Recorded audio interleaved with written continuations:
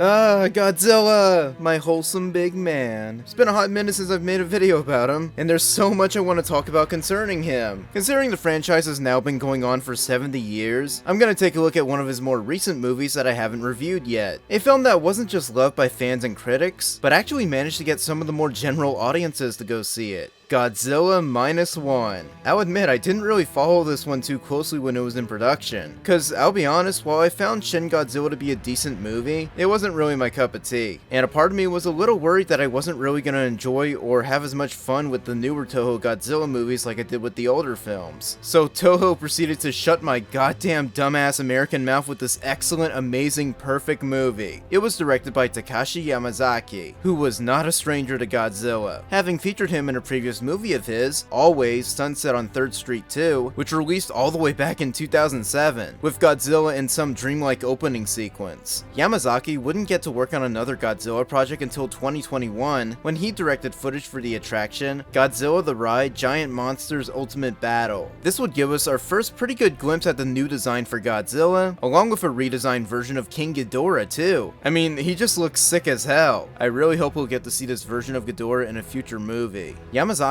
also works as a visual effects supervisor, so in a way, he helps the on-screen actors that he's directing, and the monster scenes that end up being animated. I would imagine it must have been the greatest honor when Toho selected him as the director for the next major Godzilla movie. Diving right into it because I really want to talk about it already, this movie doesn't take place in any previous continuity. In fact, the time period it's set in is even earlier than the original 1954 Godzilla, taking place shortly after World War II. Interesting choice. The movie opens with a kamikaze pilot, Koichi Shikishima, doing an emergency landing on Oto Island during the war. At first, we're led to believe there was something faulty about his plane, but one of the mechanics on the island, Mr. Tachibana, points out that they didn't find anything wrong with his aircraft. Turns out, Koichi was abandoning his assignment to self-sacrifice because, does he really need a reason? It's a pretty fantastic opening setting up our main character and his dilemma. And the movie wastes no time at all with letting us see Godzilla early, with his first appearance being pulled off extremely well, and in a very effective jump scare that really caught me off guard when I saw it in theaters. In his first appearance, Godzilla looks all raggedy and freaky. It's almost similar to when we first saw Shin Godzilla. So this hellish Godzilla is terrorizing the island, but Koichi manages to sneak back into his fighter plane and gets a clear shot of Godzilla, but freezes up at the controls. As a result, Godzilla kills just about everyone on the island, with the exception of Koichi and even Tachibana, who scolds Koichi for failing to kill Godzilla when he had a chance, blaming him for the death of everyone else. And just to rub salt in the wound, even after the two get picked up and rescued, Tachibana leaves Koichi a set of photographs of every crew member on the island he let die. God damn, that's tough. We don't see Godzilla again for a good while, but that is not a detriment to this amazing movie. The human characters are the best part of Godzilla Minus One, and it really warms my heart that myself and other Godzilla fans aren't the only ones who feel that way. Some of the best parts of this movie are easily when Koichi is returning home from war. It's a very hauntingly accurate portrayal of what it was like for a lot of Japanese soldiers after World War II. Clearly, nothing is the exact same as when Koichi left. His house is completely destroyed, and his family got killed in the air raids of Tokyo in 1945. To make things worse, his neighbor, Sumiko Ota, scolds him the moment he arrives home, since she was apparently aware of his task as a kamikaze pilot, and is infuriated that he ended up coming back. She also lost family, more specifically her 3 kids. It's just a very somber, depressing environment for anyone to return to. Koichi shacks up in a literal shack, just trying to return to a normal life as best as he could, but he ends up bumping into a woman that's fleeing from the authorities, who leaves him a baby before running off. He nearly leaves the baby behind, but can't bring himself to do so he keeps carrying the baby, and ends up bumping into the same woman immediately afterward. So Koichi decides to take both of them back to his place and decides to feed the two, with them eventually just living together in this sudden family dynamic. Akiko also isn't Noriko's baby. Akiko's dying mother apparently begged Noriko to adopt her, having passed away in the aftermath of the Tokyo air raids. And also, just like Koichi, Noriko lost her family too, which is incredibly sad. But hey, the 3 of them found each other and try to maintain living together so they could get back to living a normal life, or as normal as their lives can get after the war. Both of them end up getting jobs, with Koichi working as a minesweeper, which is a real occupation that exists and it kinda scares me. Through that, we meet even more likable characters characters that are part of his boat crew. Everything is starting to look up for our main character, but not always entirely well with him. We see Koichi still suffering from PTSD, survivor's guilt, and even having nightmares of Godzilla and the Oto Island massacre. He feels like he dishonored his own assignment, and after all the hell he's been through, he acts as if he doesn't really deserve to be happy or alive, despite his new friends from his job telling him otherwise, especially when they learn he doesn't want to marry Noriko, despite them living together for so long. It's a heartbreaking performance. You just want to see Koichi be happy in spite of everything he's been through. You especially feel for Noriko, who's a great character, and just like the audience, she wants Koichi to stop holding such a heavy burden over himself all the time. This eventually leads to a fantastic scene where Noriko finally breaks down and asks him why he never opens up to her, despite all the effort she's been putting into involving him in her life and whatnot. It's probably my favorite scene in the entire movie just from these two actors' performances alone. I'm not gonna bother saying their names because I'm pretty sure I'm already mispronouncing their characters' names, but it's a great scene because it's a turning point for Koichi that maybe he does deserve to live at this point. It's so sad. One aspect that especially helps is the music, composed by Naoki Sato. The score is just as perfect as the movie. My favorite piece of music happens during Koichi's first visit back to Tokyo. The score during this is incredibly haunting to listen to, and it enhances the scene very well. It's never left my mind since I first saw the movie.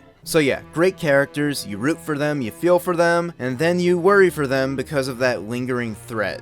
Godzilla. After the opening, we don't see Godzilla again for another 30 minutes or so, but you've become so attached to the human characters at this point that you're actually dreading seeing his return. Like, I don't want to see these likable characters be in danger or killed. We end up seeing a montage of Operation Crossroads, a real series of nuclear tests that the US did in 1946, which ends up mutating Godzilla into a much bigger and scarier creature. When we finally get a good look at Godzilla again, he is massive. The boat chase scene is spectacular, entertaining, and really had me at the edge of my seat in the theater. First off, the effects look incredible. Like, the scale of Godzilla in these shots are mesmerizing. I'll admit, when I went into Shin Godzilla, I was obviously expecting a full CG Godzilla, but I was kinda sad that the days of practical effects and suits are kinda gone now. But Godzilla Minus One kinda proved that fear wrong. Like, the CGI looks great. Apparently, this movie's budget, when adjusted to USD, was only $15 million, and it looks vastly superior to the multi-$100 million Hollywood blockbusters that were being released at the same time. I know I'm not breaking new ground by saying that, but the effects really are that impressive. They were so good that Godzilla Minus One ended up being the first Godzilla movie to not just be nominated, but to win an Academy Award for Best Visual Effects. Wow, a Godzilla movie winning an Oscar? I know the Oscars have kind of lost their appeal over the years, but I still think that's a great achievement. Plus, knowing that director Takashi Yamazaki was also a visual effects supervisor for this film, that had to have felt so great for him and his whole team. Anyways, the boat scene is great, and it's the first scene that gives us a great look at this new design for Godzilla, and he looks fantastic. It seems heavily influenced by the Heisei era, which was still my favorite look for Godzilla, so I very much love the way he looks in Minus One. He has the right level of appearing creepy and cute. Look, they can design him to appear as intimidating as ever, and he can destroy as many cities as possible, but that can't change the fact that I still think Godzilla looks adorable. He's my big guy. So the first half of this movie is what I consider the I shouldn't be alive section, while the second half of the movie is pretty much the my war is not over section. After the boat attack, Koichi wakes up in the hospital and learns that the Japanese government isn't going to warn the public about Godzilla. He's very frustrated upon hearing this news. Then, after my favorite scene in the movie, what happens next is completely devastating. Godzilla shows up to terrorize Tokyo, with Noriko getting caught in the mayhem, just barely managing to run away. It's a very terrifying and intense scene, which is also accompanied by some great arrangements of Akira Ifukube's classic Godzilla themes, which is always a delight to hear. Also, shout out to these news reporters on the rooftop giving updates on Godzilla. Like, these men are really dedicated to the journalism right near the end. It's also a neat callback to when the news reporters in the original 1954 film also met a very similar fate at the radio tower. While Noriko and the rest of the civilians are fleeing, Koichi shows up to try to save her, but it's too late. Godzilla charges his atomic breath and fires it, causing a huge atomic explosion to occur, completely decimating the city. That's intense enough, but what makes this scene even more heartbreaking is Noriko sacrificing herself by pushing Koichi away and taking the full force of the atomic blast. It is tragic. She's such a lovable character, and it seems like things were finally gonna look up for her her and Koichi. And then bam, she's gone. It is an absolutely terrifying and heartbreaking scene, and that shot of Koichi screaming in anguish as the blood of every other person that Godzilla killed starts raining down on him is easily one of the best shots in the entire movie. It is haunting.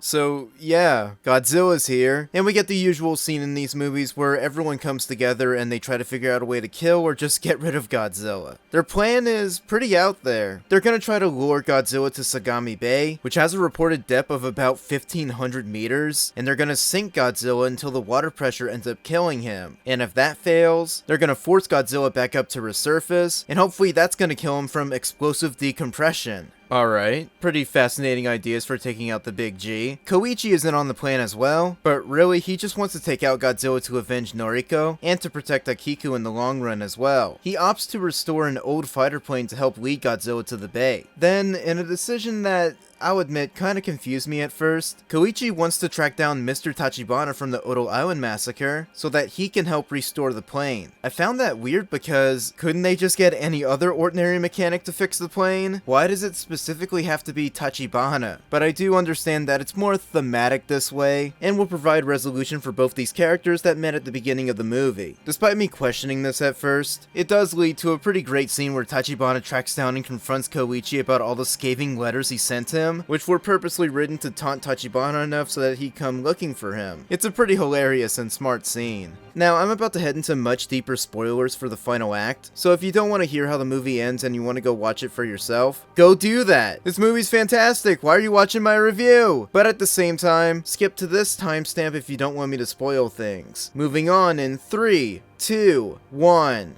At first, Tachibana tells Koichi he's on his own to fix the plane, but Koichi eventually convinces him to help by saying he actually wants to ram the plane inside Godzilla's mouth, detonating enough explosions equipped on the plane to kill the monster. So my earlier complaint asking why he didn't just get another mechanic to fix the plane, well, they basically answer it here, since only Tachibana would have been up for fixing and equipping the plane with exactly what Koichi needed for a kamikaze mission. After the plane gets restored, this leads to the final action scene of the movie, and it's just as incredible as the other ones. And it's once again accompanied by more of Akira Ifukube's iconic themes. The effects are great, the cinematography of the plane flying around is terrific, it's just an all-around fantastic sequence for the movie. But after both the water pressure and decompression plans fail, Koichi manages to get in the right place, and lands the plane right inside Godzilla's mouth just as he's about to fire another heat ray. As a result, the explosions completely destroy Godzilla's face, and his atomic breath that he was building up causes his entire body to crumble up, so it seems Koichi's sacrifice was a success. However, he actually managed to eject from the plane just before crashing. Yeah, they reveal after Tachibana restored the plane, he also restored the ejector seat too, so he showed Koichi how to use it and told him that he deserved to live. It's a very touching resolution for both these characters, and it's followed by an ending that's pretty bittersweet. Upon defeating Godzilla, Sumiko arrives with Akiko and delivers a letter to Koichi, a letter that makes his eyes light up. Koichi then leaves with Akiko to go to the hospital. They enter a room, and to their shock, it's Noriko! She's alive!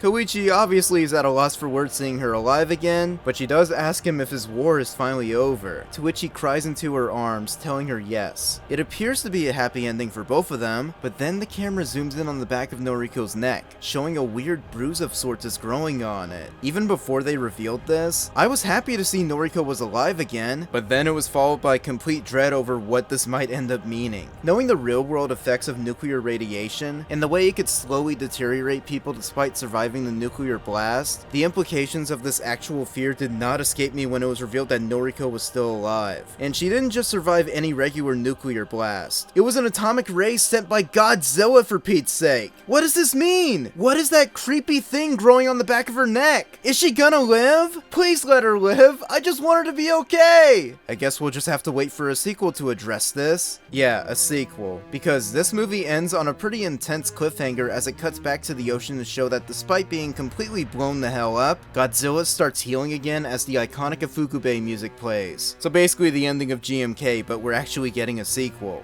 That was Godzilla Minus One, and I adore this movie so much. The human drama is perfect, the soundtrack is perfect, the effects are perfect. It's just an all-around perfect movie, and I can't recommend it enough. Seeing the financial success and praise this movie managed to get overseas was so heartwarming for me to witness, especially as a fan of these movies since I was a kid. The legendary films are definitely one to thank for helping maintain Godzilla's relevancy in the mainstream, so I'm glad a lot of non-fans were able to go see this movie and fall in love with it like myself and a lot of other Big G fans did. I've had friends who were never really into Godzilla. They saw this movie and proceeded to try binging all the other ones. Yeah, it's that fucking good. This movie pretty instantly became my new favorite Godzilla movie, and it's one I'll gladly sit down and rewatch at any point in time. Hell, not even just the regular movie, there's also the minus color edition. And it's not just the same movie but with a black and white filter either. They actually went in, adjusted, and messed with the movie to really fit this format. As a result, it can look like a pretty authentic and vintage Toho movie from several decades ago. Minus the CGI, obviously, but the movie still looks gorgeous like this. Really, the only downside to this movie being so good is that it just makes the legendary films and its forgettable human characters look much worse. Not to mention, any Godzilla movie that came after Minus One really did not have a fair chance. But that's a topic for another video. Overall, I loved Godzilla Minus One, I enjoyed seeing it in the theaters, and its overseas success is insanely promising for future installments of the series. I look forward to the eventual sequel to this movie, and I hope it lives up to the quality of this film as well, especially if it's being made by the same crew. I love Godzilla. Go watch this movie, especially if you're a Godzilla fan. If you somehow haven't yet, then what the hell is wrong with you? Go watch it! Thanks for tuning in, and I'll see you all in the next review. Take care, have a good night, and I'm gonna go rewatch Minus One like 20 more times. Peace.